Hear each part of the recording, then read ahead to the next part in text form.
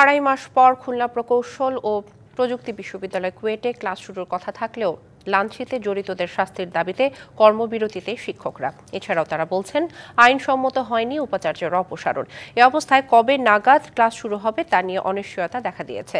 Syndicate সভার সিদ্ধান্ত অনুযায়ী ক্লাস শুরুর কথা থাকলেও শিক্ষকরা বলছেন লাঞ্ছিতকারী শিক্ষার্থীদের শাস্তি না হওয়া পর্যন্ত ক্লাসে ফিরবেন না তারা। গেল 18 ফেব্রুয়ারি সংঘর্ষে কুয়েটের অনেক শিক্ষার্থী আহত হন। ওই দিন বিকেল থেকে পরদিন বিকেল পর্যন্ত কুয়েটের মেডিকেল সেন্টারে সদ্য বিদায়ী উপাচার্যকে অবরুদ্ধ করে রাখে কিছু শিক্ষার্থী। সে সময় তারা বিদায়ী উপাচার্য সহ কয়েকজন শিক্ষককে মারধর, লাঞ্ছিত এবং গালাগাল করেন।